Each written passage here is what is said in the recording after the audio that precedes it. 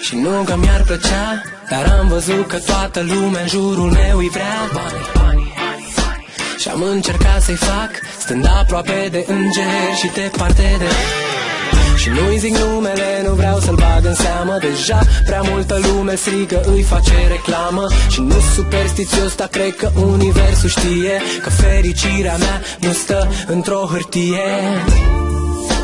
Ascultă de mine, dacă-i faci cu orice preț, banii nu stau lângă tine.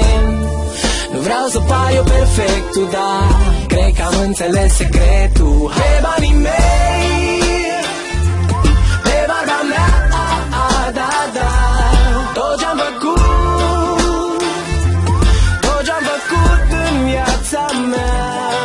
Și n-am depins niciodată de nimeni, de nimeni în afară de mine.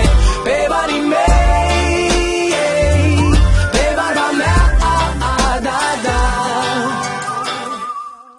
Pe barba mea.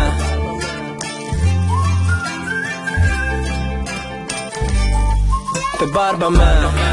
Și-am să-mi cumpăr mașină și casa mult visată cu garaj și piscină. Pe barba mea. M-au invidiat de la început de zici că m-am născut în puf și puful aur s-a făcut. Pe barba mea.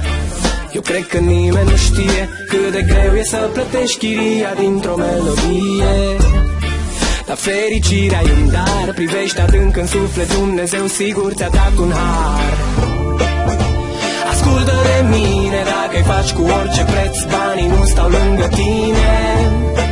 Nu vreau să par eu perfectul, dar cred că am înțeles secretul. Pe banii mei, pe barba mea, da. Tot ce-am făcut, tot ce-am făcut în viața mea. Și n-am depins niciodată de nimeni, de nimeni în afară de mine. Pe banii mei, pe barba mea, da. Hey, creează-ți propriile vise, nu cu limite, nu cu vise. Nu te gândi la cât, cum, cere și ți se va da acum. Văd tot ce poți ca ceilalți să-ți dea dragoste în chești, că banii n-aduc fericirea decât dacă îi muncești. Și da, poți să zici da, fie că e bună sau rea viața ta. Cum ai putea tu să știi când ești vesel, dacă n-ai fost și trist cândva? Și dacă-ți dorești să ajungi bogat, nu-ți uita sufletul sărac. Cu soarta asta e luptă grea și o să o câștigi. Hai spune așa.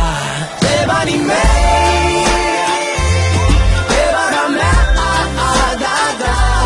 Tot ce-am făcut, tot ce-am făcut în viața mea. Și n-am depins niciodată de nimeni, de nimeni în afară de mine. Pe banii mei, pe barba mea, da.